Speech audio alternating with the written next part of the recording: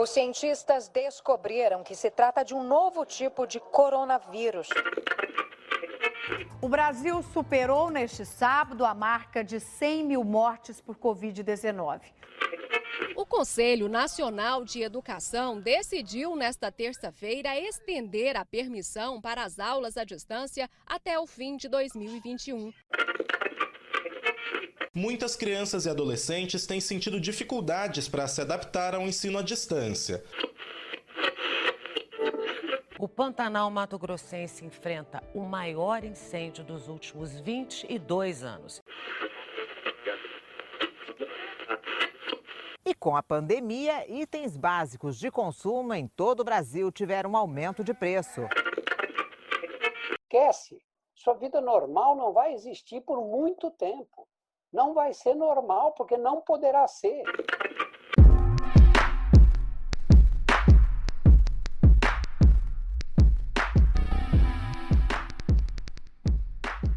Hello, guys! Oi, gente! Bem-vindos ao Teaching in Critical Times, ou em bom português, Ensino em Tempos Críticos. Esse é um podcast pensado para você que é professor, profissional ou mesmo entusiasta da área da educação. Ele é um projeto de extensão do Instituto Federal de Santa Catarina, em parceria com a Universidade Federal de Santa Catarina, que foi aprovado no edital interno de projetos de pesquisa e extensão do IFSC Campus São José. Eu sou Leonardo da Silva e sou professor de inglês do ensino básico, técnico e tecnológico da Rede Federal. E eu sou a Priscila, sou professora de metodologia de ensino e também de estágio no curso de Letras Inglês, também na Rede Federal. Bom, ao longo da segunda temporada, nós discutimos diversos temas na tentativa de trazer uma perspectiva crítica para a educação, em especial nesses tempos críticos que estamos vivendo, né? Então, para retomar, nós falamos nessa segunda temporada, refletimos sobre diversas questões, como, por exemplo, o contexto de ensino remoto, a partir da experiência de professores da educação básica.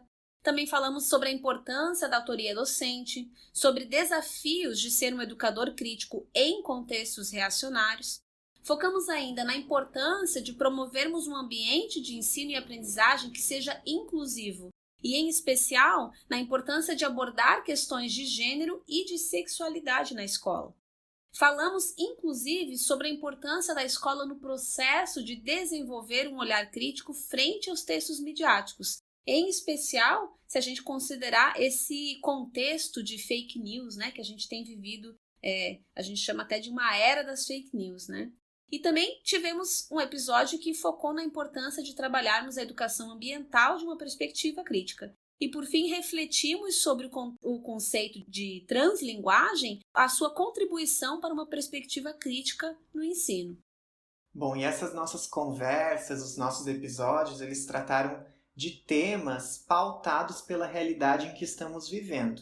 Uma realidade que tem sido marcada por um contexto de emergência sanitária, né, com a pandemia do novo coronavírus, pelo aumento das desigualdades educacionais e também sociais como um todo, precarização do trabalho docente, a difusão, né, de discursos neoconservadores, ataques ao meio ambiente, o preconceito a todos aqueles que são vistos, né, categorizados como outros, as populações consideradas minorias, né, que não necessariamente são minorias em termos de número, né, mas em sentido de exclusão social, que ficam à margem, né.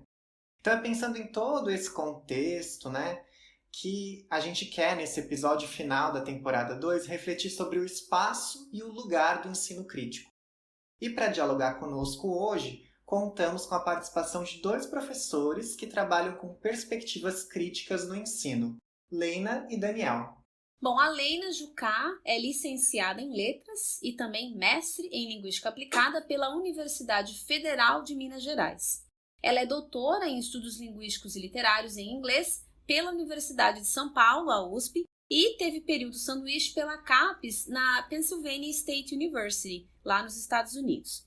Atualmente, a Leina é docente do Departamento de Letras da Universidade Federal de Ouro Preto, onde se dedica à formação de professores de línguas, à pesquisa nas áreas de letramentos críticos e estudos decoloniais, e ela também coordena o Pensar Pós, que é o Laboratório de Estudos Transdisciplinares em Cultura, Linguagem, Pensamento Pós-Colonial e Decolonial, pelo CNPq. A Leina também é coautora de 2 coleções didáticas que foram aprovadas no Programa Nacional do Livro Didático, o PNLD, em 2012 e também em 2015. Então, Leina, é um prazer imenso te receber aqui hoje. Seja muito bem-vinda e muito obrigada por aceitar participar da nossa conversa. Priscila, Leonardo, é um prazer enorme estar aqui com vocês. Parabéns por esse trabalho lindo, maravilhoso. É uma honra estar aqui hoje, junto também com meu colega Daniel Ferraz. Obrigada pelo convite, parabéns por essa iniciativa. Obrigado, Leina. Bom, e a gente conta também com a participação do professor Daniel. Daniel Ferraz é pós-doutor em Letras pela Universidade de São Paulo, com pesquisa sobre estudos de gênero, sexualidade e educação linguística.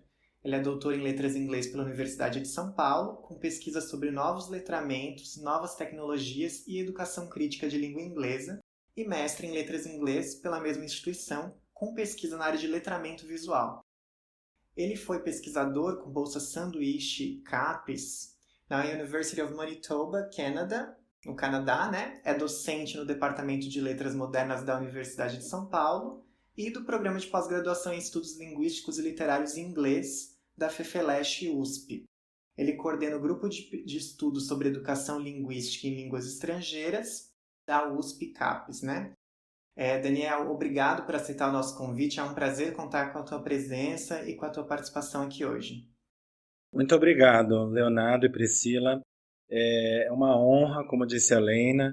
Também quero agradecer e parabenizar por esse projeto lindo e também necessário que vocês estão conduzindo, que eu já venho acompanhando desde a primeira temporada e agora com a segunda temporada. Então, para mim é uma honra e um prazer. Eu espero poder colaborar com as discussões nesse nosso último episódio, tá bom? Muito obrigado. Bem, o prazer é todo nosso, Daniel. Então, gente, vamos começar aqui a nossa conversa. E para dar início, eu gostaria de refletir com vocês sobre o contexto que a gente está vivendo e que tem sido marcado por vários retrocessos e ameaças ao fazer crítico docente. Então, se a gente parafrasear o Pênico, uma postura pedagógica crítica, ela pode ser vista como perigosa, né? Se a gente pensar que ao buscar compreender e agir sobre a realidade, a gente está, de fato, questionando o que está posto, né? O status quo. Então, eu queria trazer o conceito nesse sentido, né? Eu trazer o conceito de agência da Butler para a gente pensar qual é a nossa ação nesse contexto, certo? Para a autora, que discute a relação entre identidade e agência, nós temos possibilidades limitadas em termos do que podemos ser, né, que são dadas pelas estruturas sociais em que vivemos, né, que são marcadas, limitadas por essas estruturas sociais. Ou seja, nós fazemos parte de sistemas de representação que limitam quem podemos ser e o que podemos fazer.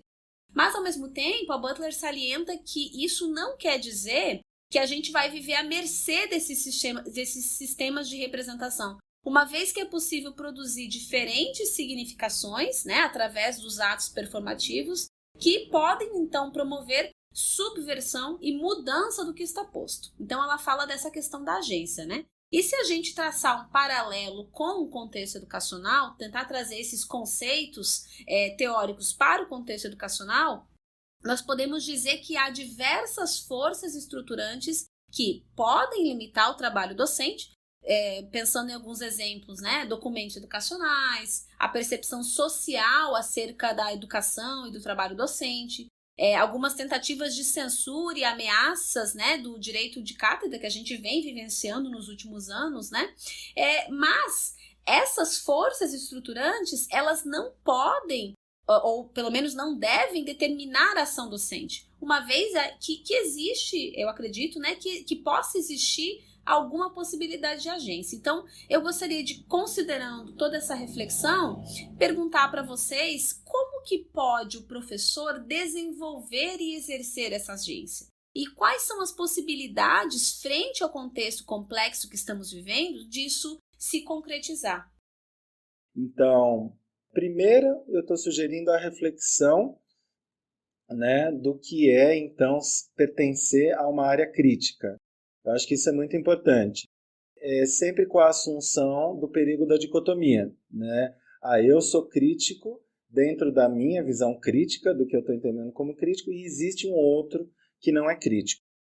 Eu definitivamente acho que não é esse o caminho, e vários dos meus textos eu já digo isso, né?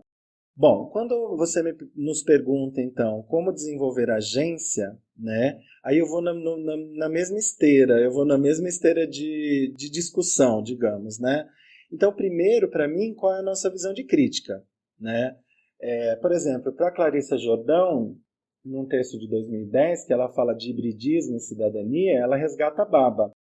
E aí Baba vai trazer assim, a possibilidade de agência e de resistência está justamente na multiplicidade da diferença. Então, quer dizer, a primeira questão para mim, pelo menos, seria quais são as nossas visões de agências, né? Em segundo lugar, qual é o contexto, né? Que no nosso caso é o contexto educacional e no meu caso, e no caso da Leina, contexto de educação em línguas estrangeiras ou línguas adicionais, mais especificamente ainda a língua inglesa.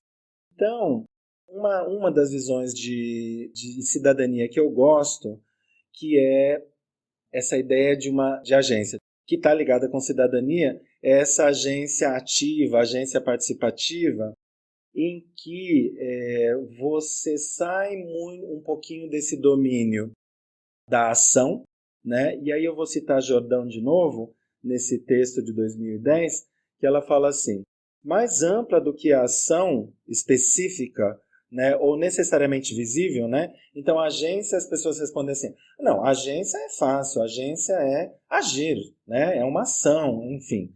Então, a Clarissa está falando o seguinte, que além de ser uma ação que pode ser algo bastante visível, a agência não pressupõe um plano claro e pré-estabelecido para alcançar um resultado desejado, né? E aí, essa daí é o que a Denise Landim, que acabou de defender uma tese agora em 2020 sobre isso, chama de agência neoliberal.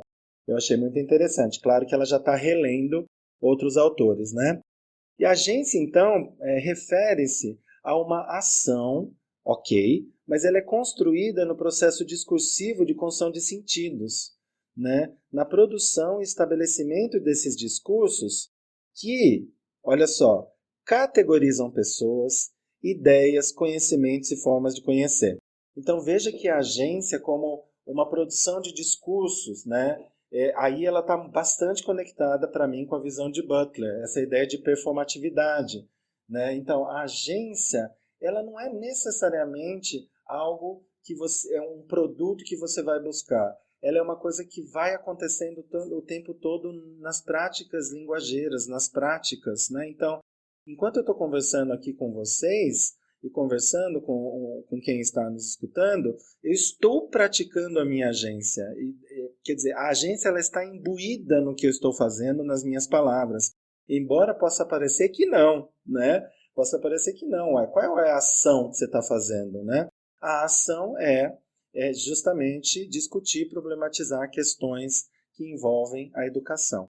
Então, para Clarissa, a agência portanto, uma forma de intervir no processo discursivo de construção de sentidos e representação de mundo. Então, veja, essa intervenção nas construções de sentidos, a gente perceber que constrói sentidos o tempo todo e perceber que por meio das línguas e da linguagem a gente representa esse nosso mundo, isso é um conceito importantíssimo de agência, né? E para finalizar, como isso pode ser desenvolvido pelo educador de línguas estrangeiras, que é o meu caso e o caso da Leina? Eu acho que primeiro a gente tem que perceber que se a gente está conectando a agência com essa ideia de um discurso que está dentro de formações discursivas, às vezes muito naturalizadas, né? Se você pega a religião, se você pega a própria área da medicina, direito, todas elas, e a própria educação, a gente vem com essas formações. E também como uma construção de sentidos e como representação de mundo, ela fica bastante mais complexa. Mas a gente vai perceber que todos os nossos alunos desenvolvem as suas agências ao construírem sentidos, né? O professor, o educador, ele pode até achar que aquela construção agentiva, que aquela agência que o aluno está exercendo em sua aula, pode até não bater com os valores e princípios do professor, o que é muito normal, né, gente?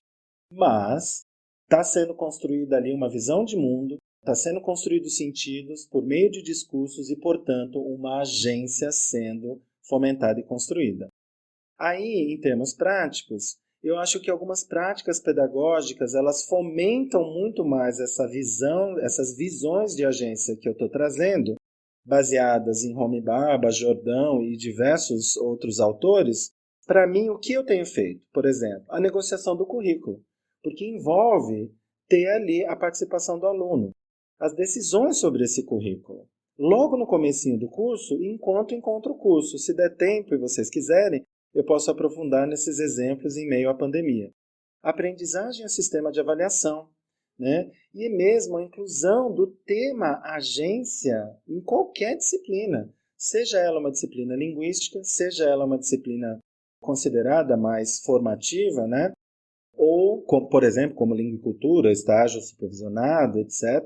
E todas essas práticas pedagógicas, elas tendem a fomentar a discussão em torno da agência, discente, né, que serão futuros professores, mais do que, para mim, as práticas mais tradicionais, verticais e centralizadas no professor, que seriam as opostas. A não negociação do currículo, a não negociação da avaliação, a não negociação das discussões em sala de aula, uma abertura para que o aluno possa trazer as suas construções de sentidos e de mundo. Eu estou muito, atualmente, gente, vou contando para vocês que eu estou muito assim influenciada nesses últimos dias, digamos assim, pelas minhas leituras de Bell Hooks, sabe? Assim, ela é absolutamente sensacional, assim, do meu ponto de vista. Então, assim, muitas coisas que eu vou dizer aqui hoje se pautam nessas leituras que eu tenho feito dela agora nesses últimos dias, enfim, né? E aí, pensando nessa coisa da agência que você estava falando, Dan, a Hooks fala uma coisa super interessante, que ela diz assim, olha, pensar já é uma ação, né? Então, quando a gente pensa, sabe, a gente está agindo, né? E a gente pensa para a gente poder tentar compreender como é que a vida da gente funciona. Como é que funciona essa vida que a gente tem em sociedade, sabe? Assim, quem somos nós dentro desse sistema, né, que nos organiza de determinadas formas, né? E aí eu fiquei pensando assim nessa coisa do pensar já é uma ação, né? E quanto que a gente dentro da nossa profissão, né, dentro do nosso fazer docente, o quanto que pensar é fundamental, né? Assim, porque é a partir do pensamento que a gente então organiza as nossas compreensões, inclusive sobre os nossos contextos. Né? Você citou aí alguns contextos, você falou do nosso contexto educacional, em línguas estrangeiras, em língua inglesa, né? E eu, assim, estou pensando também muito influenciada por acontecimentos agora, né? Assim, nesses últimos tempos de Brasil e de Amapá, né? Não posso deixar de mencionar, pensando no contexto cidadão, né, assim, no qual estão inseridas as nossas universidades, as nossas escolas, as nossas salas de aula e nós mesmos como professores, né? E fiquei pensando aqui na pergunta, então, feita pela Priscila, né, assim, como é que a gente pode desenvolver a agência e quais são as possibilidades, né, frente a esse contexto, de fato, muito complexo que a gente está vivendo. E aí eu tentei pensar em mim, né, assim, como professora, como formadora, né, de professores, pensando que, assim, uma das coisas que me faz agir, eu penso em motivos e razões, naquilo que me impulsiona.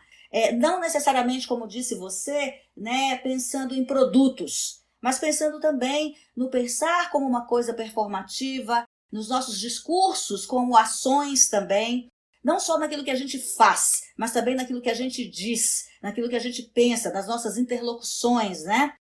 E nesse momento, assim, eu fiquei pensando muito, né, que uma das minhas motivações mais fortes, né, vem justamente daquilo que a gente entende hoje por democracia.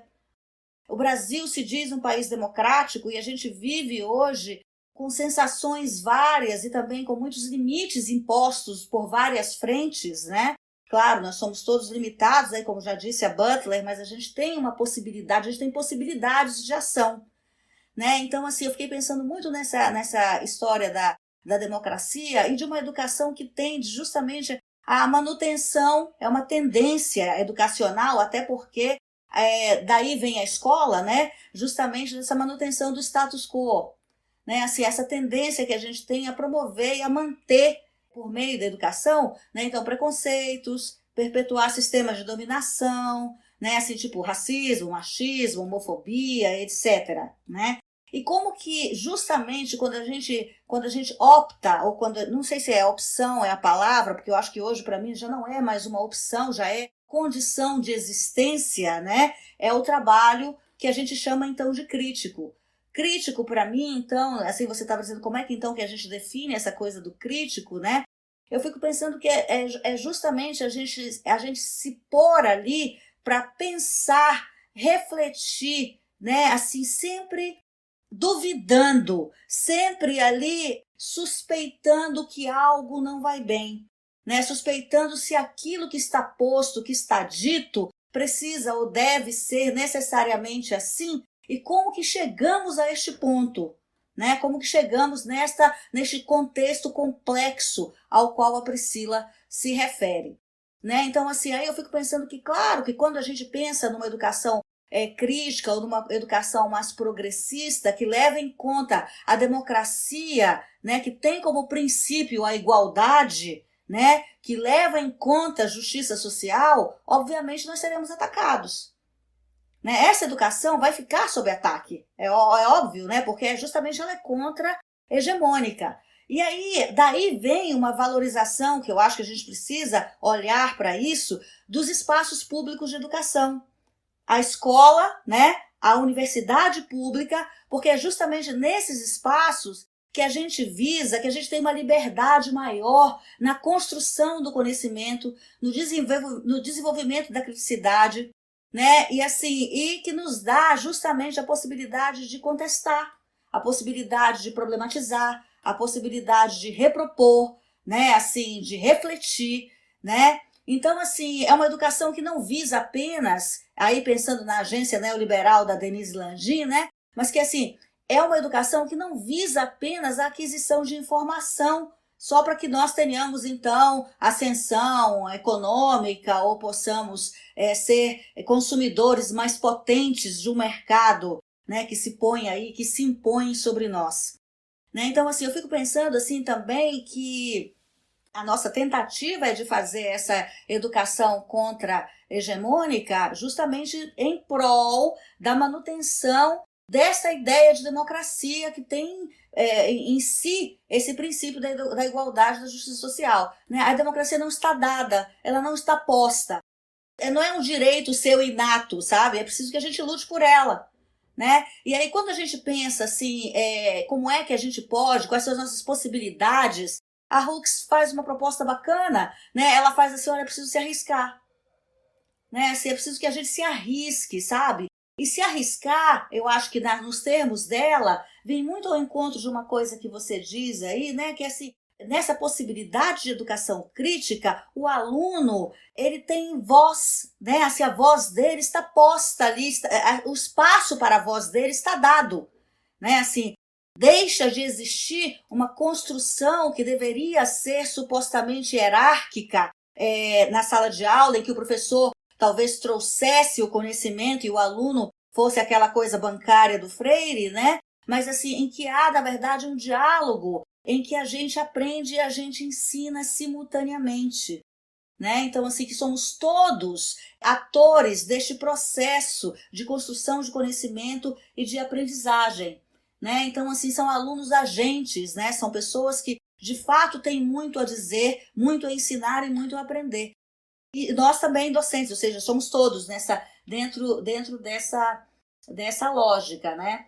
Eu acho que esse é o tipo de agência que pelo menos para mim, é o que eu penso que a gente pode fazer nesse momento, é a gente se arriscar, é a gente também se expor junto com os alunos, sabe? Eu tenho procurado muito fazer isso ultimamente, dentro deste contexto cidadão que eu mencionei anteriormente. Para mim, ele é mais abrangente, ele engloba os nossos contextos educacionais, da escola, da sala de aula, né, dos nossos planos de aula, dos nossos currículos, né?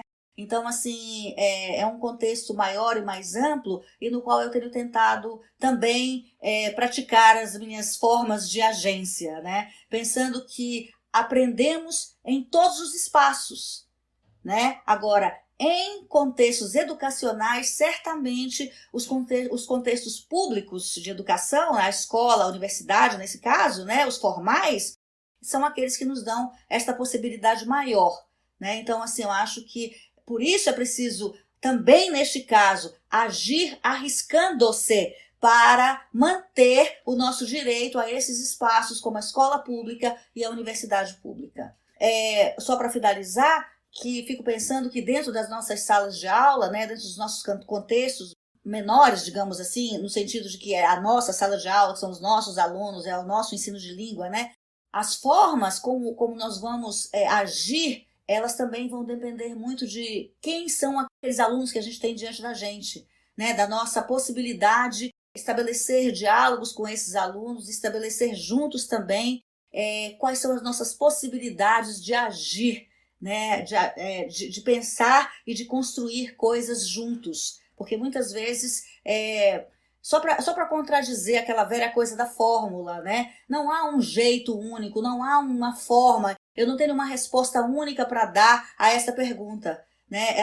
A resposta vai variar de acordo com contextos que a gente tem diante da gente. É sempre tempo da gente se lembrar disso. Nunca esqueçamos disso, eu acho, né?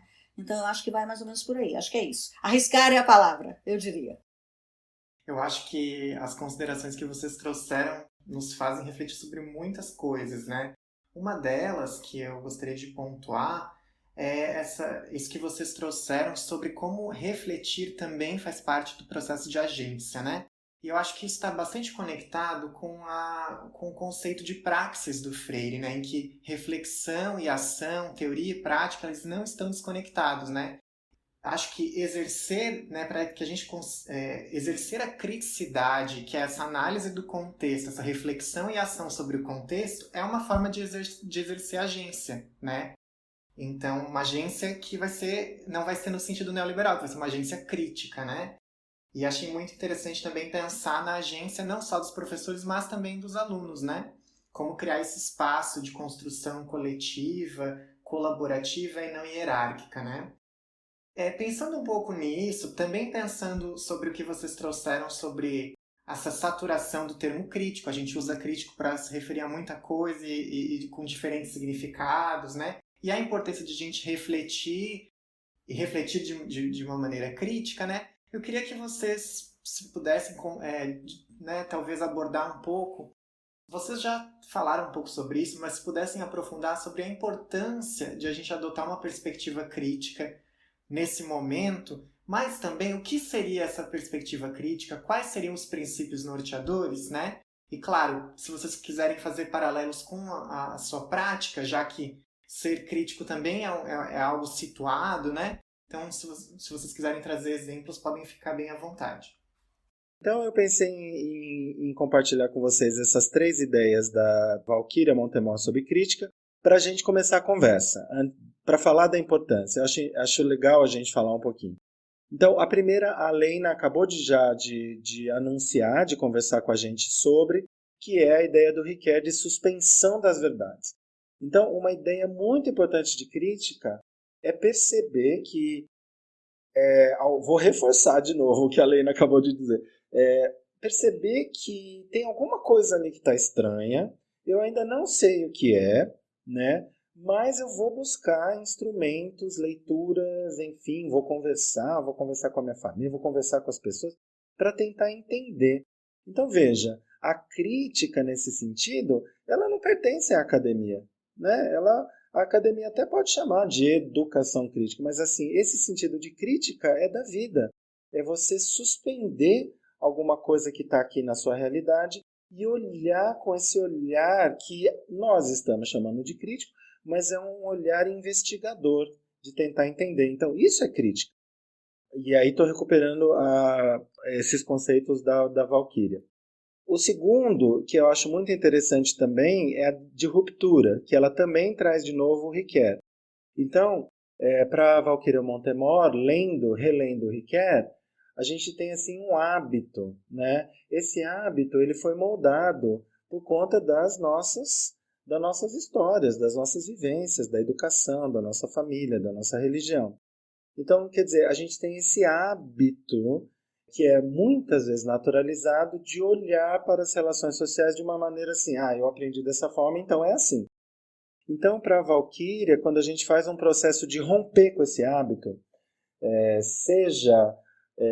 eu vou dar um exemplo, 2 exemplos, literatura para mim e hoje em dia cinema.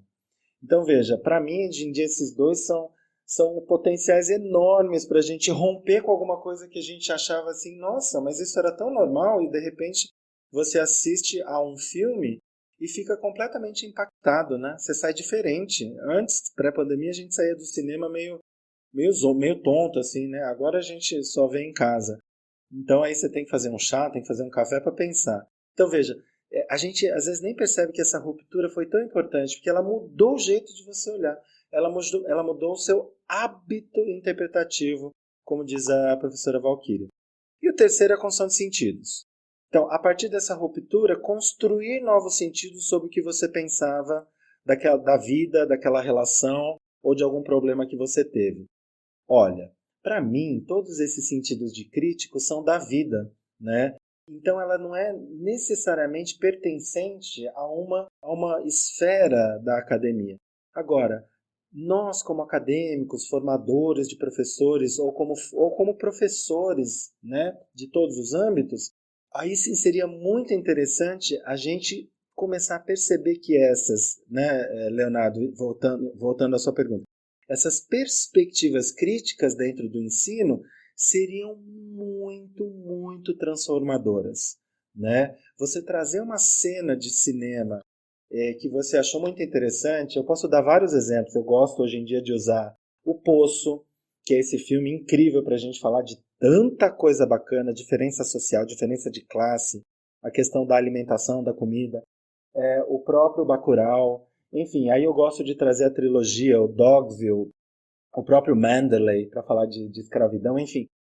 Você às vezes acha que, já indo para a segunda parte da sua pergunta, quais seriam as práticas norteadoras, quais seriam as questões norteadoras para mim, e eu penso muito na prática nesse momento, às vezes você acha que aquela cena que você escolheu, aquela discussão que você vai fazer, eu, por exemplo, na aula de semântica, eu discuto semântica computacional e eu passo um episódio inteiro do Black Mirror, A Queda Livre, que eu adoro, eu convido vocês a assistirem. E aí ele é muito impactante, muito impactante. Eu já tive alunas chorando depois por conta da discussão e o quanto que esse episódio impactou. Então veja que as emoções vão adentrando a sala de aula, né? E enfim, para discutir uma questão da semântica computacional, como é que a gente pode ver essas questões da tecnologia, das redes sociais, influenciando, determinando e, por vezes, manipulando a construção de sentidos em nós, né? Bom, vou encerrar dizendo por que para mim é importante a perspectiva crítica nesse momento.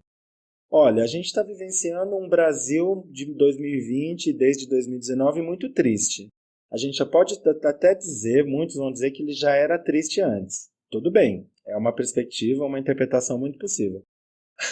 Mas para mim, o Brasil de 2020 está muito triste, está muito estranho, né? Por quê? Porque a gente está vivenciando retrocessos políticos, cívicos e educacionais severos, né? A gente está vivenciando, como a Leina acabou de dizer, que a gente precisa entender a agência como, por exemplo, uma agência voltada à defesa da escola pública e da universidade, né? Porque são nesses espaços que a gente vê resquícios ainda de discussões sendo feitas a esse respeito, né? Então, assim, eu acho que é por isso que a gente precisa de perspectivas críticas, todas elas, né? Então, olhar com uma suspeita. A gente precisa ter processos de rupturas interpretativas para olhar o que está acontecendo e a gente já pode até discordar, e que bom que a gente vai discordar, mas vamos discutir o que está acontecendo. Porque, assim, embora nós já tivemos grandes conquistas na área educacional, né, isso vem já há pelo menos 6 décadas, a gente percebe realmente bastante retrocesso nas questões da educação pública, por exemplo. E, para mim, nortear a minha prática pedagógica é saber que eu vou dar aula com respeito às minorias. Todas elas, seja qual for a minoria, eu preciso me rever, eu preciso me redesenhar. Porque se eu não estou respeitando alguma minoria, eu preciso me rever, eu preciso me redesenhar, porque essa minoria existe. Falar delas nas aulas, tocar todas elas, educar, informar, junto com os alunos, aprender com os alunos sobre todas elas. A questão da ecologia, natureza, planeta Terra, Gaia, precisamos falar disso. As questões de globalização, capitalismo e neoliberalismo. Às vezes a gente acha que não são princípios ou pautas ou agendas que nos pertencem, né? Isso é da economia, isso é da sociologia. Não, é nosso, é para quem está na educação linguística, né? E para mim as questões de língua, cultura, estudos culturais, visões transdisciplinares são princípios norteadores para mim. E a questão das filosofias são muito importantes para mim hoje em dia. Eu tenho me debruçado muito em leituras de filosofias da linguagem, principalmente mais contemporâneas e também as clássicas. Eu acho que esses são alguns, podem até não ser princípios, mas eu queria falar das agendas e dos temas e de coisas que eu acho que deveriam adentrar a educação linguística no Brasil de 2020, e por isso que essas perspectivas críticas são tão importantes para a gente nesse momento. Eu vou puxar um gancho do que você disse aí, e já que eu estou no embalo da Bell Hooks, eu vou fazer uma citação dela aqui, que eu acho que vem muito ao encontro de uma coisa que você disse aí sobre se a gente não está tratando das minorias nas nossas aulas, a gente vai então correr atrás disso, né? A gente vai correr atrás de aprender sobre isso, a gente vai trazer isso para dentro da sala de aula. Então veja, eu não vou começar a resposta do começo porque você já fez isso. Então eu vou assim tentar continuar o que você está dizendo na linha que eu dou conta de pensar, né? Então a Bell Hooks diz um negócio muito bacana, que ela fala assim, aspas, tá? Grande parte da formação acadêmica incentiva os professores a acreditar que devem estar certos o tempo todo, né? Em vez disso, propõe que os professores estejam abertos o tempo todo. E devemos estar dispostos a reconhecer o que não sabemos, né? E aí, fecha aspas, tá? E ela diz que é preciso que a gente tenha um compromisso radical com a abertura. Então, assim, eu fiquei pensando muito nisso e pensando que sim, né, tem muita coisa que a gente está precisando de fato aprender. Né? Assim, agora que nós estamos tendo discussões muito grandes e muito importantes sobre as questões raciais, por exemplo, eis aí uma questão que eu preciso aprender. Né? Preciso me educar, preciso estudar, né? Para a gente poder entender como é que isso nos perpassa, como é que isso nos atravessa, como é que nós estamos trabalhando dentro desta lógica de uma educação que perpetua preconceitos, né? Se nós estamos trabalhando dentro desta lógica ou não, né? Que provavelmente sim, porque afinal de contas fomos educados dentro dessa lógica. Né? Então, assim, como é que a gente faz para sair desta lógica? Né? Para primeiramente perceber que estamos sim enfronhados nisso. Né? E como é que a gente faz então para perceber que estamos enfronhados e para sair, para propor outras coisas que nos façam sair dessa lógica. Então, assim, eu acho que não há momento, assim, em que a importância de uma perspectiva crítica no ensino tenha sido mais visível, mais latente no Brasil como este momento. E aí, quando eu penso em princípios, né, de um fazer docente crítico aqui, da pergunta do Leonardo, olha, eu pensei, Léo, eu pensei mesmo em princípios, sabe? Eu pensei assim, o que me rege, né? O que rege esse fazer docente crítico? E aí fui nessa história da desconfiança aí do Riquet, né? Da não certeza que a Hooks nos propõe, né? Da gente não estar certo o tempo inteiro, e pensando que um princípio poderia ser o princípio da investigação, sabe? É preciso que a gente se ponha aí, ponha em ação a nossa curiosidade, né, a pesquisa, né, para que a gente busque sim informação, busque interagir com o outro, escutar, sabe? Essa coisa da escuta, eu acho que a gente já não tem mais muito, né? A gente quer falar, sabe? Então, assim, o silêncio e a escuta, eu acho que eles são muito importantes justamente naquela coisa da agência que a gente falou antes, que é a do pensar, né? A do pensar para a gente compreender aquilo que eu falei, o funcionamento da vida, né? E as entrelinhas desse funcionamento, né? Porque o que está posto é uma coisa, mas o que está por trás do que está posto, né, é o que a gente precisa aprender a pensar sobre, né? A enxergar, talvez, né? Não só aquilo que está posto como verdade, né? Mas aquilo que não está dito, aquilo que não está posto, mas que influencia fortemente as formas como a gente vive, as formas como a vida da gente funciona, né? Então, assim, pensar nesse sentido é diferente de só consumir informação, sabe? Pensar como agência nesse sentido é sinônimo de destrinchar, sabe? De discernir, de perceber, né? E tem que ser um ato independente, né? Precisa ser. Então, eu acho que um dos princípios, se a gente pode falar de princípios, seria, então, de um fazer docente crítico, é esse da investigação, sabe? A gente incentivar, a gente mesmo se colocar como investigadores nesse sentido e incentivar os nossos alunos a investigar junto com a gente, sabe? Por conta própria e também junto com a gente, né?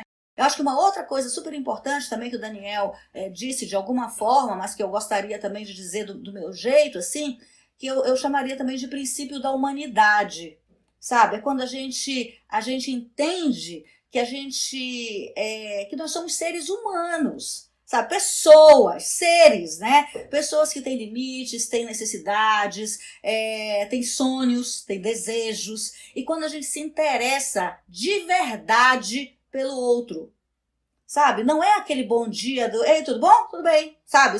É aquele interesse real pela vida do outro.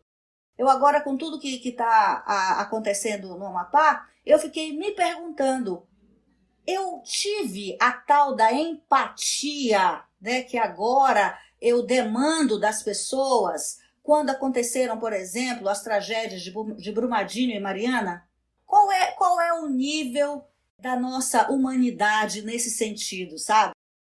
Talvez, né, um dos princípios seja justamente a gente se viver com o outro, sabe? Nessa história da convivência, né? Estar junto com o outro. É essa coisa do ser humano, né? Do estar com o outro.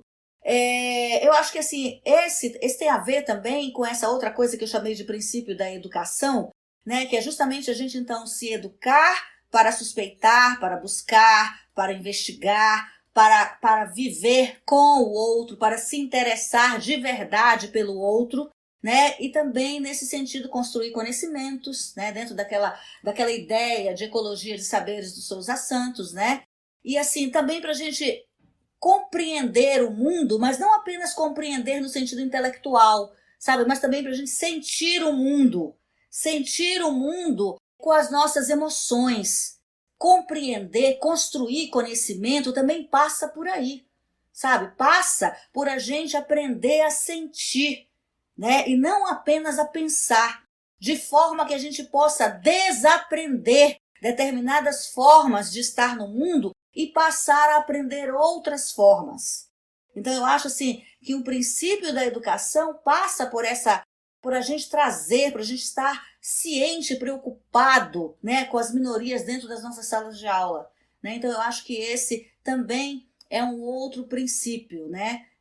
Com aquela história da mente aberta, radicalmente aberta, né, da Hooks, né? E assim, eu diria também que tem na história da agência, né, esse princípio também da ação, sabe? Assim, em que a gente atrela isso também a uma espécie de a ação, a criatividade também como ação, a criatividade também como agência, da gente poder imaginar outros pontos de vista diferentes dos nossos e as consequências tanto daqueles pontos de vista quanto dos nossos pontos de vista, tanto do posicionamento do outro quanto do nosso posicionamento, sabe?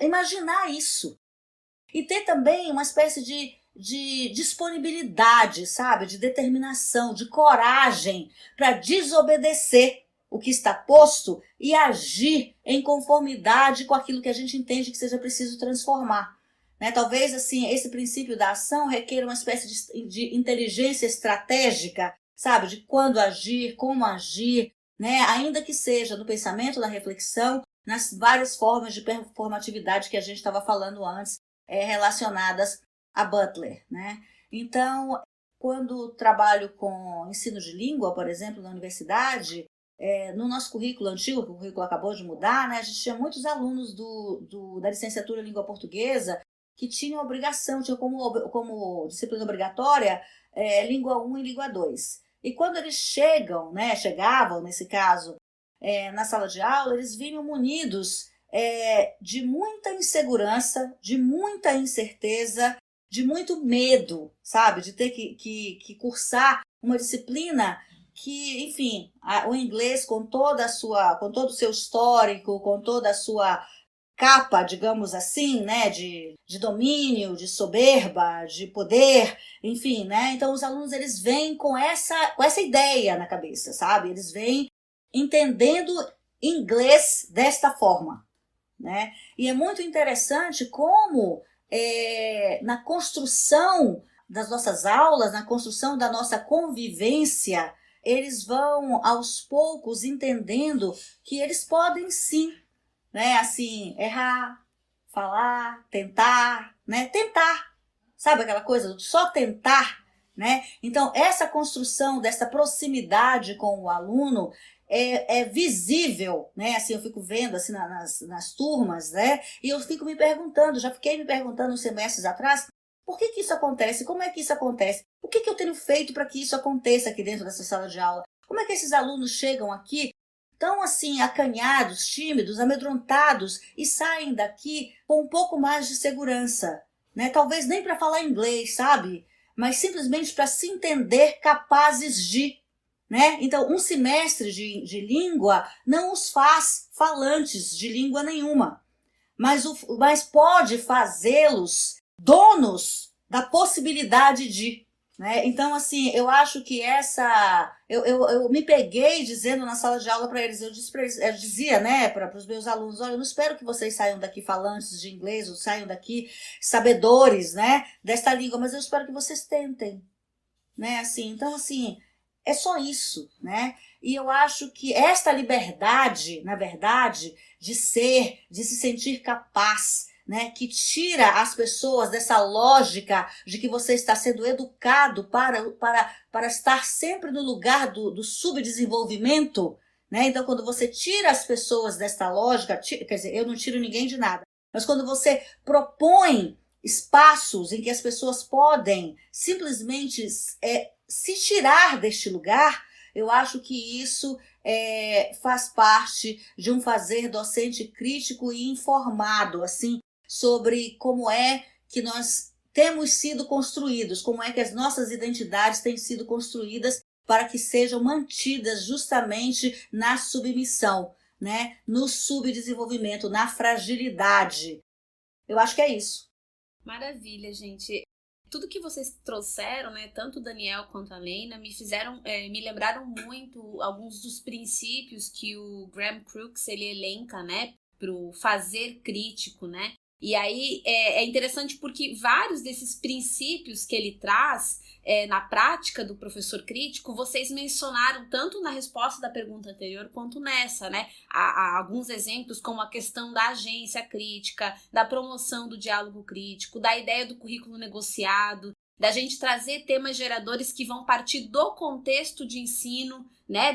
Ou seja, olhar, fazer uma análise de necessidades que seja crítica, né? E que olhe para este contexto, que compreenda as especificidades desse contexto, para daí, então, partir dali as escolhas do professor, né? E aí, uma das coisas que o Crooks menciona também como muito importante do fazer crítico, que é um princípio do fazer crítico, tem a ver com isso que a Leina colocou agora, que é esse estar aberto, né? Que tem a ver com a criticidade do docente. Então, a Leina falou, assim, palavras que me chamaram a atenção, né? Do estar aberto, do escutar, do investigar, né, do estar sempre refletindo e muito disso também reverbera na fala do Daniel. E aí, eu queria então fazer uma conexão com a próxima pergunta, porque eu acredito assim que por mais que a gente esteja sempre... A gente consegue compreender a caminhada, né, do fazer docente crítico como uma caminhada que ela nunca termina. A gente está sempre em desenvolvimento crítico.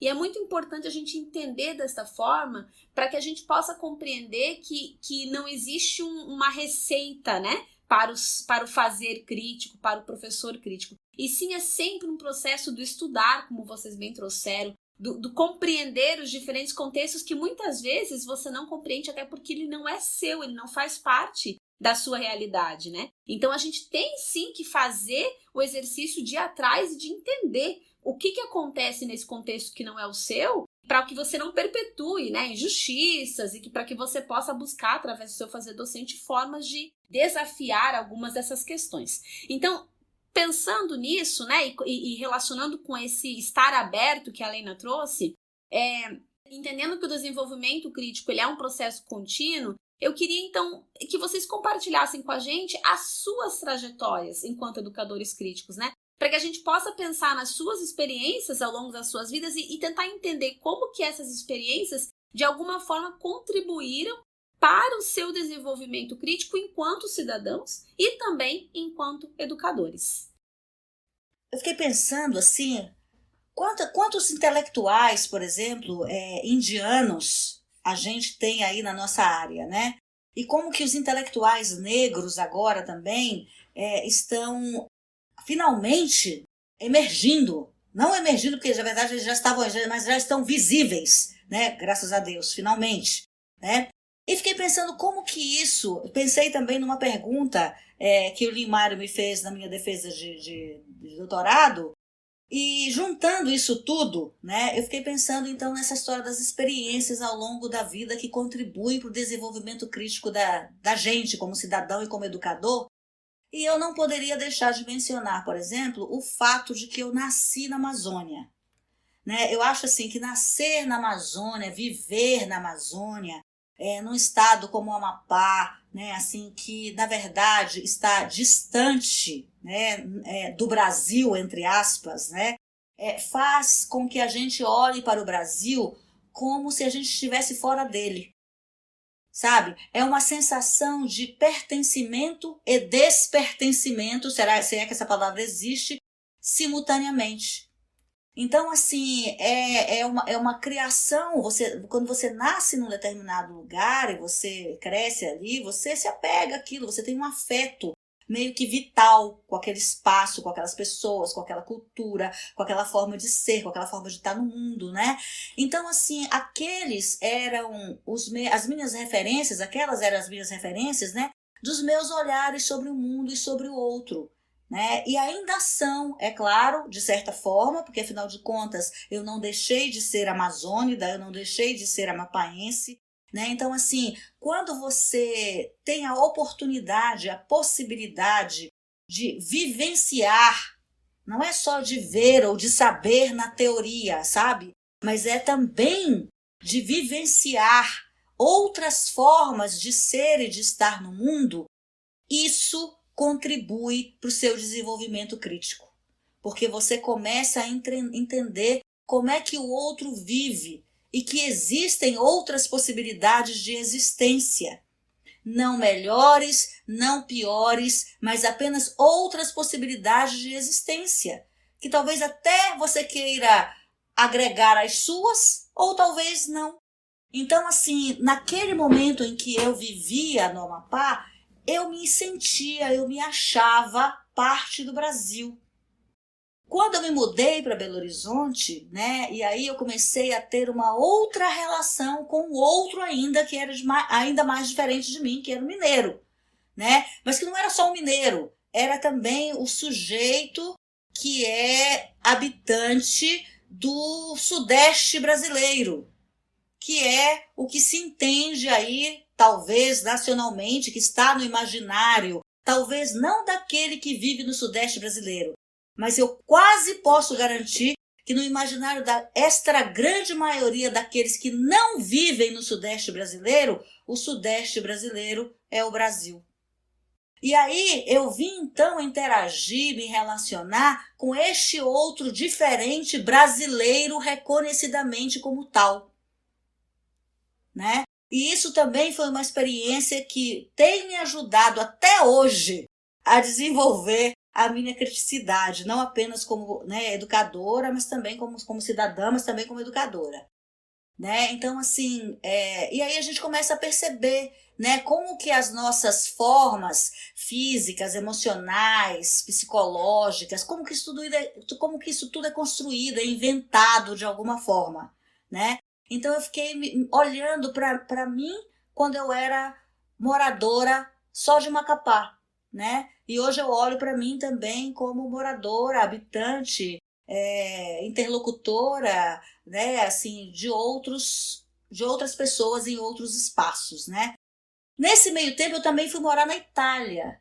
E aí você sai daquele espaço que você diz que é a sua nação, o seu território, em que todos falam a mesma língua e cantam as mesmas músicas e comem a mesma comida, de certa forma. Todo brasileiro sabe o que é uma feijoada, por exemplo, e sabe o que é um pagode, né? E sabe o que é, sei lá, enfim, né? É o carnaval. E aí, de repente, eu fui morar na Itália. E aí me veio uma outra relação com o outro, que é um outro estrangeiro ainda. Então, assim, mais diferente ainda do que aquele tal do brasileiro que eu fui conhecer quando eu me mudei para Minas, né? Então aí a gente passa a ter compreensões, a gente passa a perceber compreensões que não são, como eu disse antes, só do intelecto, sabe? Elas são também compreensões que passam pelo corpo, né? São compreensões físicas, são compreensões emocionais, né? Do que é você estar no mundo de formas diferentes, né? Você ser no mundo de formas diferentes, né? Então essa escala da construção, da invenção das nossas formas de ser e de estar, ela se amplia quando você tem então um olhar retrospectivo sobre a sua história, sobre as suas experiências de vida. Então, assim, aí nessas experiências todas, assim, principalmente a Itália me chamou muito a atenção, e foi aí que o Limário me chamou a atenção na tese, né? Que ele diz, cadê essa experiência colocada aqui? Me chamou muita atenção para essa relação com o outro, para esse outro, quando eu tive, por exemplo, a oportunidade de me relacionar com pessoas vindas de vários lugares do mundo, aquelas pessoas que eram noticiadas, né, nos jornais diários da Itália, com os barcos que chegavam amontoados, né, de pessoas fugidas de guerra, de pobreza, de fome, né, e que cruzavam, então, ali os mares para poder chegar. E de repente você vai para as ruas e você vai para a escola, como foi no meu caso, e fui ali me relacionar com essas pessoas que vinham ali do norte da África, que vinham ali do leste europeu.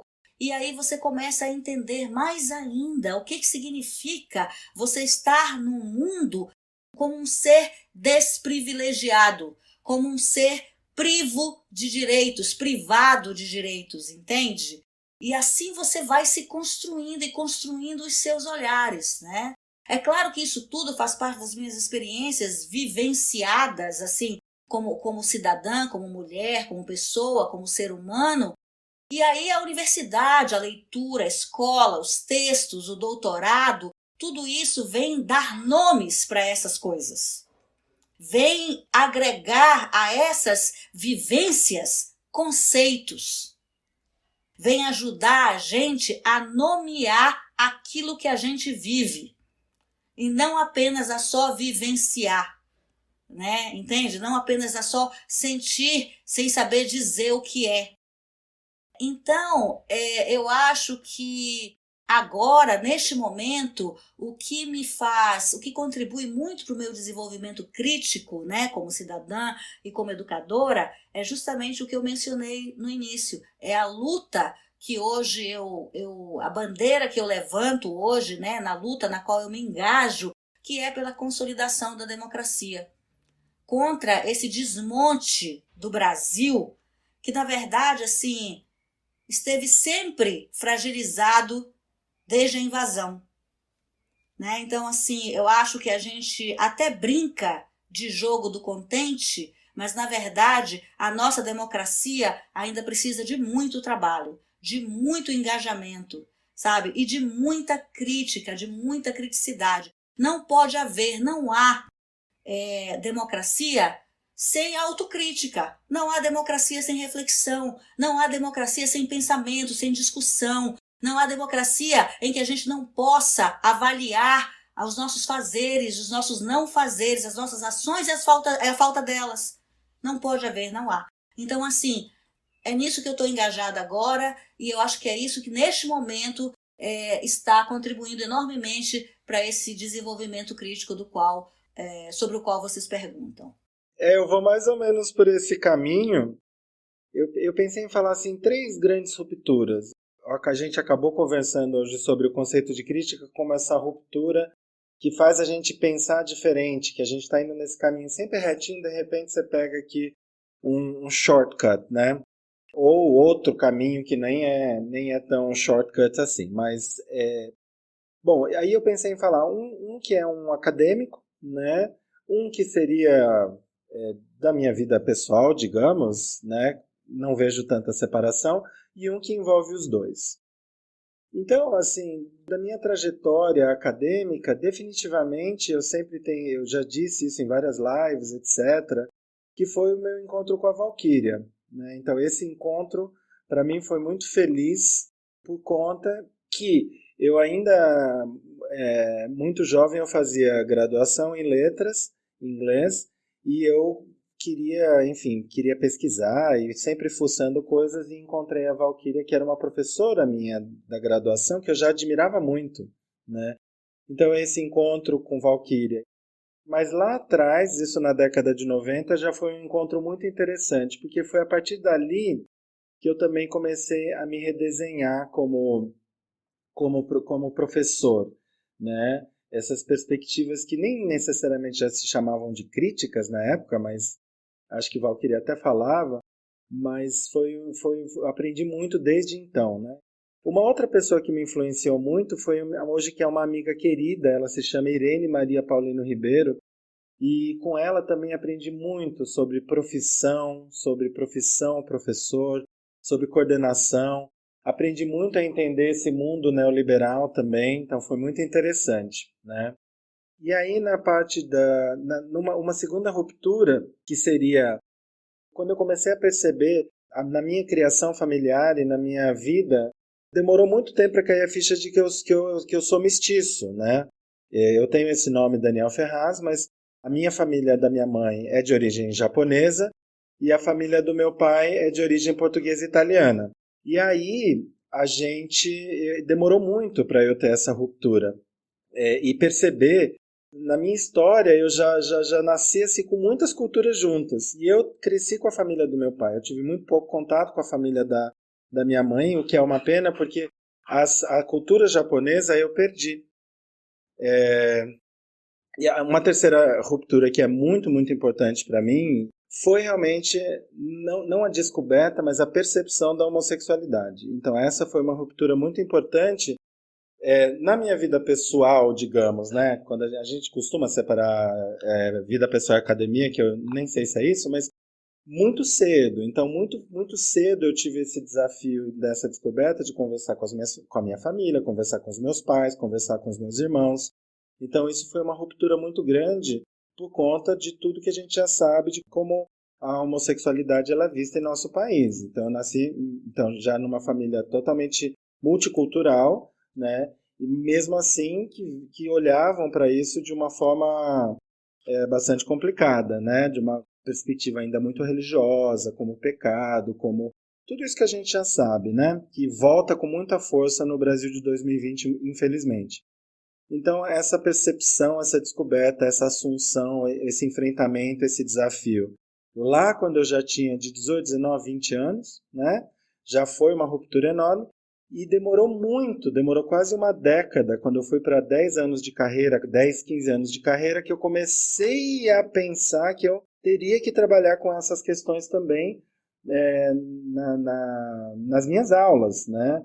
Então, foram 2 rupturas muito importantes quando eu comecei não só a ter mais diálogo sobre questões de gênero e sexualidade com os alunos. Veja bem, não com essa visão que esse governo está trazendo. Então é ideologia, então é kit gay, então é mamadeira, então isso vai virar, está transformando, o menino vai virar menina, menina, menino. Gente, nada dessas baboseiras, nada dessas besteiras, como disse a Leina, com com muito cuidado, com muito respeito, com muita investigação, com muito estudo, quando surgiam nas minhas aulas, e eu dou um exemplo lá de trás da FATEC, quando eu fui professor da FATEC lá em 2007, 2008, 2009, um ambiente extremamente heteronormativo, que eu dava aula para cursos de tecnologia, que eu percebia essas piadas homofóbicas, né? Essas piadas hoje que a gente vê na boca do ocupante máximo do executivo do nosso país. Então, veja, lá atrás eu começava a perceber isso e comecei a ficar muito incomodado. Então, quando surgisse, quando surge ainda hoje nas minhas salas, eu faço a pedagogia da interrupção do biesta para conversar com essas situações que acontecem, que vão desde piadinhas homofóbicas até uma discussão muito mais interessante sobre homofobia, transfobia, enfim. Então, num movimento muito dialógico, se surge, eu paro e falo, e se tem abertura da turma, que geralmente tem, ainda bem que tem nos cursos de letras, que eu trabalhei a vida inteira, trazer isso como assunto também. Então, essas 3 rupturas foram muito importantes, e entre tantas outras da minha história, né, que eu poderia citar. Legal, gente, muito obrigado. Eu acho que é muito legal a gente pensar nas experiências e na trajetória de cada um, né? E pensar como que a gente constrói, que tipos de relações e que tipos de experiências nos ajudam a entender o nosso papel no mundo, o nosso lugar no mundo, esse ser, estar e a nossa relação com a sociedade, né? Eu acho que pensar na nossa trajetória pessoal, que está conectada com a acadêmica, com a profissional, com o fazer docente, é uma maneira de fazer né, de promover uma reflexão, ação, uma praxis crítica que reconhece a importância da nossa subjetividade no nosso trabalho docente, né? E eu acho que quebra com essa separação do corpo e mente, né? Que é um pouco do que a Hooks também traz, né? Então, acho que é bem legal a gente ouvir as experiências de vocês nesse sentido.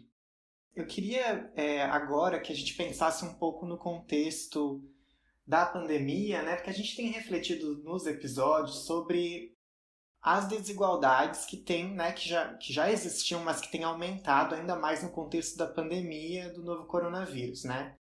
E pensando no contexto educacional, as nossas convidadas do primeiro episódio, especificamente, dessa segunda temporada, né? Elas falaram sobre a importância de a gente pensar e dar atenção para essas desigualdades educacionais que estão, né, ainda mais latentes nesse momento e os possíveis reflexos que elas podem ter num futuro contexto de retorno ao ensino presencial. Isso porque lá, num possível retorno, a gente vai ter alunos que puderam, né, continuar fazendo as atividades, continuar o seu desenvolvimento educacional, enquanto outros enfrentaram dificuldades diversas, né, de ordem econômica, social, mesmo psíquica, né, que possibilitaram ou mesmo dificultaram os estudos. Então, pensando um pouco nesse contexto, eu queria que vocês refletissem um pouco sobre os desafios desse fazer pedagógico crítico nesse contexto, tanto no contexto da pandemia, né, que ainda é uma realidade muito preocupante, quanto num futuro pós-pandêmico, né, nesse possível retorno. Bom, é um perguntão, hein, Léo? Enfim, há muitos desafios, mas eu queria assim falar de um deles que eu acho que para mim é o au concurs, digamos assim, que é esse círculo vicioso da desvalorização da educação, da ciência, da pesquisa, da docência, dos docentes, né, da educação de um modo geral, sabe? Eu acho que esse por que eu estou chamando de círculo vicioso? Porque, veja, quando você não valoriza, né, essas coisas que eu acabei de dizer, né, então a ciência, a educação, a pesquisa, o esforço que se faz para uma educação crítica, por exemplo, fazer pedagógico crítico neste caso, são dificuldades enormes, né? Então, assim, praticamente fica sob responsabilidade do docente, né, do professor, tanto da escola regular quanto da universidade, este fazer pedagógico crítico. Agora, para se chegar a este fazer pedagógico, a essa percepção de que é preciso, ou de que o caminho talvez seja esse, pensando sempre naquela ideia de democracia que eu falei antes, né, de uma vida mais digna, mais justa para todos nós, né? Fica a critério daquelas pessoas que têm a possibilidade de se aproximar justamente dos estudos, das leituras, para que essas pessoas possam, então, começar a perceber que o que está posto, que o que está dito, não é exatamente assim, que as coisas não são naturais, que as coisas estão aí porque elas são assim, sabe? Que, né, a vida é assim que Deus quer, sabe assim? Né? Então, há um esforço muito grande para que a gente chegue a essas percepções quando não há educação de qualidade para todos. Então, assim, o esforço que o professor faz, ou que a pessoa que decide optar pela docência tem que fazer, é um esforço gigantesco. Então, eu acho que um dos maiores problemas, os maiores desafios é justamente esse círculo vicioso da falta de valorização da educação, da ciência, etc., que produz pessoas que não conseguem, talvez, perceber as entrelinhas, ou que têm uma dificuldade maior, digamos assim, de perceber as construções, as invenções, que não são educadas para a suspeita, para a pesquisa, para a dúvida, né? São pessoas que são educadas para uma certeza, mas para uma certeza que privilegia alguns e esquece, ignora, despreza outros. E esses outros, né, então volta esse círculo vicioso. E eu acho que esse é o maior problema. Há muitas formas da gente ter acesso às coisas na vida, né? Mas quando esse círculo vicioso é quebrado, então aí tem o que o Dan, né, chamou muito bem da ruptura, né, que é a ruptura do Ricoeur também, né? Assim, nessa história de que aí entram outras possibilidades da gente entender o mundo, né? Que aí a gente começa a ter acesso a conceitos, a nomes, a palavras, a discussões, a reflexões. Então, para mim, assim, um dos grandes desafios, ou talvez o maior, no meu entendimento, seja justamente esse círculo vicioso da falta de valorização da ciência, da pesquisa, da educação, dos educadores, da docência, enfim, que produz essas outras pessoas que, como eu, né, custou a entender, a nomear, a pensar, a refletir desta forma crítica, né, sobre a vida, né, que está aí. Eu acho que um outro desafio que talvez não seja tão grande quanto esse, eu já mencionei, é a falta, né, não sei se é falta, mas talvez a gente tenha se atrelado demais a um fazer científico, né, que não leva em consideração a emoção, a empatia, a solidariedade, e talvez nós estejamos precisando aprender isso, sabe? Eu acho que é um dos aprendizados que a gente precisa colocar aí na nossa lista. Eu acho que esse é também um grande desafio de um fazer pedagógico crítico, é entender que a gente tem muito o que aprender e que a gente pode fazer esses aprendizados coletivamente, junto, sabe? E não acima dele. E assim, eu acho que finalmente, assim, para fechar aqui, um desafio que eu vejo hoje, assim, mais latente, digamos, mais aí na superfície, é justamente essa preocupação excessiva que nós temos hoje com a forma, com a imagem, com o externo, sabe? Com uma sensação de é preciso estar adequado, entende? Em que a gente não considera, ou pelo menos não tanto, talvez, justamente a reflexão, o pensamento, a construção de sentidos, né, a construção do conhecimento, em que as pessoas, em que nós, vamos dizer assim, estamos muito mais preocupados justamente com essa imagem, com aquilo que está fora, e não com aquilo que a gente consegue construir para as nossas vidas, para a vida do dia a dia, para a nossa existência humana, ou talvez não só humana, né, porque é preciso considerar também a natureza, a nossa existência no planeta e com o planeta. Eu acho que é mais ou menos por aí. Esses, para mim, são os maiores desafios. Então, eu queria registrar inicialmente que, para mim, assim, as mesmas condições de diferenças em tempos de pré-pandemia, elas existem agora. Só que, assim, elas são percebidas e ressaltadas em tempos pandêmicos de formas diferentes. Eu queria resgatar o Bourdieu, que é esse sociólogo, E uma das questões que ele trata, né, que é a questão da escola e da reprodução, ele fala assim, a minha leitura, claro, né, gente? O Bourdieu, para ele, a escola é um dos, se não o maior veículo de reprodução de muitos dos pilares da modernidade, por exemplo. Então, quer dizer, ele investiga essa questão da educação, claro, de uma base marxista, ele fala, olha, a escola reproduz o conhecimento da elite. Né? Ou seja, a escola elege, mantém e reproduz todos os arbitrários culturais daqueles que sempre estiveram no topo e exclui os que vêm da base.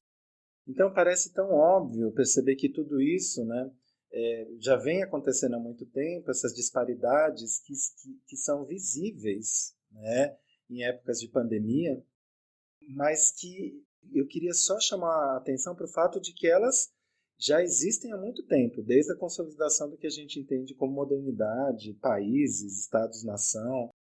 Então a escola, no sentido de Bourdieu, ela privilegia, por meio de avaliações, arbitrários culturais, conteúdos, currículos, professores, a formação docente, as línguas escolhidas, as línguas estrangeiras, etc., aqueles que já têm condições, né, e que já vieram preparados. Ou seja, a escola ela perpetua um ciclo que já existe. Então, os que não foram preparados, os que não acompanham, são praticamente excluídos dessa escola. Bom, então o que tudo isso tem a ver com pandemia para mim? Então, o aluno que agora não tem celular e não tem internet, ou não tem inclusão digital, ou não pode pagar a internet, vejam, gente, é o mesmíssimo aluno que não podia ir todo dia para a escola, pois lhe faltavam condições. Falta de dinheiro para transporte, para comprar material, né? Ou ele teria que ir dia sim, dia não, porque no outro dia tem que ajudar em casa. Enfim, todas essas condições de um aluno que não consegue acompanhar. E agora ele só não tem o celular, mas antes ele também não tinha condições. O aluno que tem no seu quarto, silencioso, com seu computador de última geração, né? E se não der certo, ele ainda pode escolher ver a aula pelo seu iPhone, né? Tudo isso com alta conectividade, também é o aluno que chegava de motorista na escola. Então, para mim, em ambos os contextos, a pandemia foi e tem sido cruel, claro, é uma situação sem precedentes, mas para a gente pensar que essas diferenças, essas desigualdades já existiam antes, né? Eu, como privilegiado de uma classe média pobre, né? Eu não sou esse aluno da elite, mas eu já também fui um aluno privilegiado. Então eu tenho que colocar isso na minha conta, que eu tive, minha mãe teve, meus pais com muita luta. Minha mãe foi professora, gente, como eu. Minha mãe foi professora da escola pública, pedagoga aqui de São Paulo, da cidade de São Paulo, e também lá na prefeitura, professora do estado de São Paulo. E enfim, então, mas lutaram muito porque a gente tivesse, por exemplo, acesso à escola particular, enfim, que muitos ainda dizem que é melhor, que é considerada melhor, mas enfim. Mas mesmo assim a gente não pode esquecer essas diferenças e também as nossas condições de privilégio. Porque se a gente está dando aula, não dá para a gente esquecer nada disso, né? Então os desafios são muitos.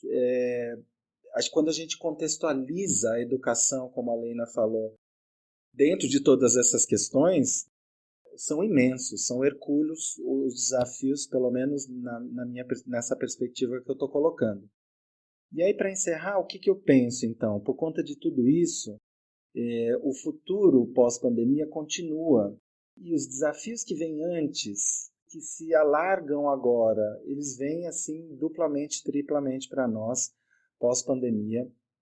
Então, eu acho que assim, precisamos melhorar ainda mais a educação e pensar numa educação laica, diversa, múltipla, tecnológica, cultural e crítica em todos os níveis, em todos eles.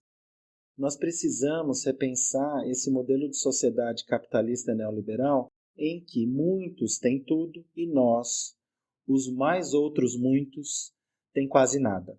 Né? Nós estamos aqui embaixo, nos matando e gritando uns com os outros em polarizações que escondem o real problema, né? A diferença brutesca de classes. Nós precisamos votar melhor, precisamos estudar, investigar e problematizar as novas tecnologias, as mídias sociais, as redes sociais e as grandes mídias de massa em relação aos seus impactos nas dimensões políticas, nacionais e locais. E, por fim, nós precisamos, sim, tentar enfrentar o desafio de dialogar no dissenso. É uma tarefa árdua. O meu convite, assim, para pensar bem de uma maneira muito simples, pensa primeiro na sua família. É muito legal quando você pensa no domínio da sua família. É uma tarefa árdua, ela é quase utópica nos dias de hoje, mas é importante dialogar no que a Chantal Mouffe chama de prática agonística. É um nome muito diferente, estranho, mas quer dizer que isso significa dialogar em meio à diferença, sabendo que o outro é diferente de mim, que ele talvez não vá mudar, que ele nem vai mudar e talvez ele nem precise mudar, porque a mudança está querendo ser de você, você quer que ele mude, mas mesmo assim é preciso dialogar. Muito obrigada, gente, pelas colocações, né? Eu acho que as respostas de vocês, elas deixam muito claro, né, a situação que a gente está vivendo, a urgência, né, de uma perspectiva crítica, de continuar essa luta, né? E eu acho que isso que o Daniel traz no final ali, né, da ideia do diálogo é muito importante, porque é somente através do diálogo, tanto dentro do dissenso como com quem pensa igual a gente gente consegue, enfim, chegar a algum tipo de transformação, né? Bom, eu gostaria de agradecer muitíssimo a participação dos nossos convidados, né?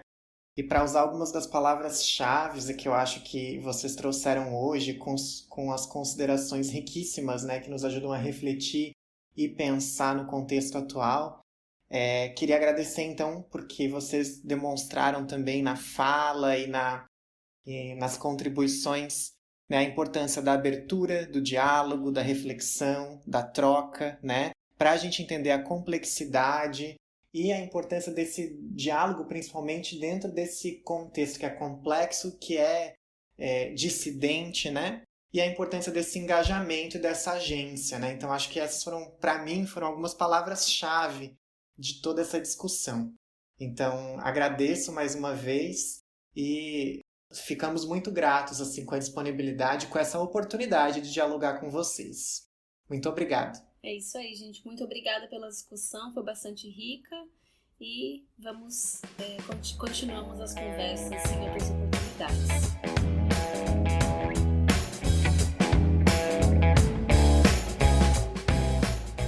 Chegamos então ao fim da nossa segunda temporada do podcast Teaching in Critical Times. Quando a gente começou os nossos trabalhos desse projeto lá em abril de 2020, a nossa intenção principal era promover um espaço de diálogo crítico entre profissionais da educação que fossem, assim, de diversos cantos do Brasil e que estavam enfrentando esses inúmeros desafios no contexto da pandemia do novo coronavírus, né, mais especificamente no contexto da educação brasileira. Esses desafios a gente entende que eles, na verdade, se somam a dificuldades que as escolas, os professores e alunos já enfrentavam anteriormente. Então, depois da nossa primeira temporada, a gente percebeu a importância de continuar o projeto, já que as discussões que a gente tinha tido até junho, né, quer dizer, as discussões que a gente teve de junho a agosto, elas poderiam ser aprofundadas, né, e poderiam incluir também outras perspectivas, considerando também que muitos desses aspectos relevantes para a educação, no contexto da pandemia, outros aspectos poderiam ser abordados. Então, ao longo dessa segunda temporada, também com auxílio de profissionais da educação que vieram novamente, né, de diferentes áreas, diferentes lugares do Brasil e também que trazem diferentes experiências, a gente buscou, então, refletir, né, continuar, na verdade, expandindo as reflexões sobre temas que a gente considerou, né, de acordo com todos os feedbacks e auxílio da nossa audiência, né, temas tão urgentes para a gente pensar criticamente sobre ensino, em especial nesse contexto de pandemia. E, mais uma vez, esse processo de reflexão e ação crítica que foi realizado nesses meses agora, né, na segunda temporada de outubro a dezembro, nos ajudaram a alargar novamente as oportunidades de diálogo crítico e continuar a repensar os desafios e possibilidades enquanto educadores brasileiros. Então, é por isso que a gente queria iniciar essa finalização, né, com um agradecimento especial aos nossos convidados, a professores, professoras, profissionais da educação, que gentilmente aceitaram o convite de dialogar conosco, né, e compartilhar os seus conhecimentos, suas práticas e reflexões nessa segunda temporada. Foram vocês que enriqueceram o debate sobre tantos temas, né, e sem as suas contribuições esse projeto não teria sido possível. Muito obrigada. Bom, e como esse é o último episódio dessa temporada, a gente precisa também destacar que esse projeto, nessa segunda temporada especificamente, só foi possível por meio do edital de apoio a projetos de extensão e pesquisa do IFSC São José e pela parceria estabelecida com a Universidade Federal de Santa Catarina. Da mesma forma, a gente quer agradecer o trabalho cuidadoso e qualificado da Cristiane Soares, que é estudante de licenciatura do Campus São José e esteve com a gente durante todo esse processo da segunda temporada, cuidando da gravação, edição, veiculação de todos os episódios e também das artes nas nossas redes sociais, criando, né, as nossas artes. A gente quer agradecer também a Adriana Rocha Felício, que deu todo o apoio técnico e fez uma contribuição muito importante com todo o processo de edição também. É isso aí, muito obrigada então a toda a nossa equipe. E por fim, deixar um agradecimento especial para a nossa audiência, né, que mais uma vez se colocou em diálogo conosco ao ouvir os episódios e também através de feedbacks, comentários, sugestões, fortalecendo e contribuindo para esses debates que são tão relevantes e também nos aproximando, né, mesmo que virtualmente. E aí, para finalizar, então, a gente deixa aqui um pensamento do educador Paulo Freire na tentativa de dar destaque ao nosso grande papel enquanto educadores nesse contexto atual que é tão crítico, né? Então, o Freire ele diz assim que, ele fala, né, o meu sonho de sociedade ultrapassa os limites do sonhar que aí estão. Então, fica aí o convite para que a gente siga sonhando e que siga lutando. Então é isso, gente. Obrigado a todos e a todas, né? Espero vê-los no ano que vem e até mais. É isso aí, até mais. Obrigada. Tchau, tchau. Tchau.